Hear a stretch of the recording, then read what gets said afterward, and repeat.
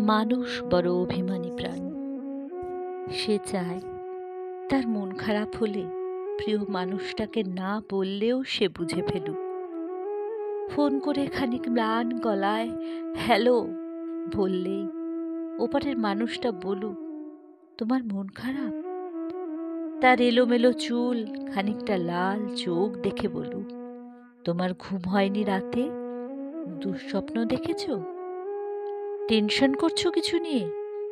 সে চায় মানুষটা বুঝুক কখন শক্ত করে বুকের সাথে চেপে ধরতে হয়, চোখের সামনে আলতো করে হাত ছুঁয়ে বন্ধ করে দিতে হয় চোখের পাতা।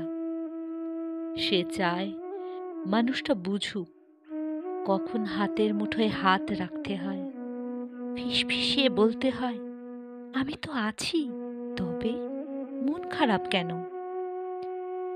সে চায় মাঝরাত্রিরে সে টের পাক পাশের মানুষটা তার মাথার নিচের সরে যাওয়া বালিশটা ঠিক করে দিচ্ছে। শেষ রাতে যখন খানিক হিম নামে তখন জড়িয়ে দিচ্ছে ওম চাদরে। সে চায় মানুষটা মনে রাখুক তার জন্মদিনের কথা, প্রথম দিনের কথা, স্পর্শ ও অনুভূতির কথা। সে চায় তাকে ছুঁয়ে দেখতে গিয়ে কেউ মিথ্যে মিথ্যে অজুহাত বানাক, কেউ কপাল ছুঁয়ে বলুক, দেখি দেখি তোমার জ্বর নয় তো?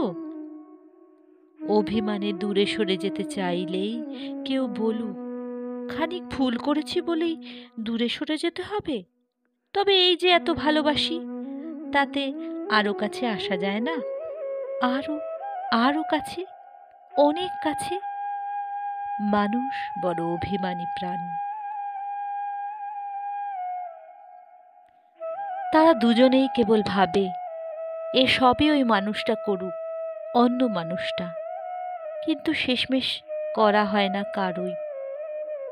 তাই কাছে আসার রঙিন দিনেরা ক্রমাগত দূরে যাওয়ার ধূসর বিবর্ণ গল্প হয়।